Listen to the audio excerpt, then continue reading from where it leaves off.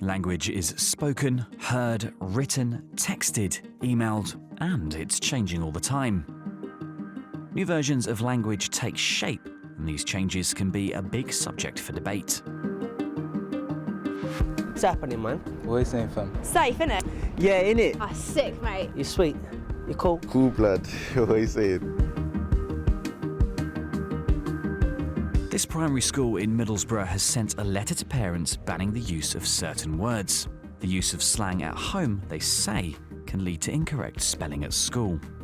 Similar initiatives have been carried out in primary and secondary schools across the UK. This has been the cause of a heated debate in the media. Former British Education Minister David Lammy supports the ban on slang. I think the schools banned it from the corridors and the classroom because what we want in London is young people emerging from our schools able to speak English. To lexicographer and slang expert Jonathan Green, this makes no sense at all. When David Lammy says people should be speaking English, what on earth does he think they are speaking? They are speaking English. These kids, these young people, they're very creative. They create this slang, and they create it very interestingly. And the other thing is there's something called code switching. In other words, they know. They are not stupid. They know you use it in situation A, you do not use it in situation B. Of course they need versatility. All of us speak amongst our peers, sometimes in family home, in different ways. But what we want is that versatility. And a school absolutely should say, in the classroom, in corridors, this is how we expect you to speak. I think, like all forms of censorship, high and low, it will not work whether you believe in it or otherwise. Even though some schools have decided to ban slang, some teachers defend its use. They believe adapting and inventing new words and phrases encourages teenagers' creativity. What they've gone and done is, in order to give themselves a sense of identity or individuality or whatever, they have created a new form of communication. Wagwan. Wagwan, what does that mean?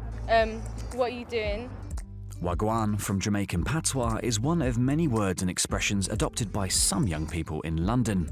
This dialect has been defined by linguists as MLE, Multicultural London English, because of its African, Caribbean and Asian influences. Korean student Billy has posted his interpretation of different dialects across the UK on his popular YouTube channel. This word looks a bit strange, right? Mandem means mate, and it usually means male friend. Mandem sometimes means a group of friends as well. So when someone says like, "Oi mandem," that means this person is calling a friend. Different slang terms work in different contexts, but using them correctly often comes naturally. I suppose we do, understand when we're sipping in and out of different languages. Say, we kind of switch off and on. So we'll kind of have freedom of speech when we're with our friends, say at school or whatever. But if a parent's talking to us, no matter what tone they've got, your tone kind of changes and your pronunciation changes and the words that you use change as well. Even if children are taught to use the right words in the right situation, there are still great differences in the way people pronounce those words. Are certain accents more acceptable than others? Tomorrow. Tomorrow. Tomorrow. Tomorrow. Tomorrow. It's tomorrow, not tomorrow.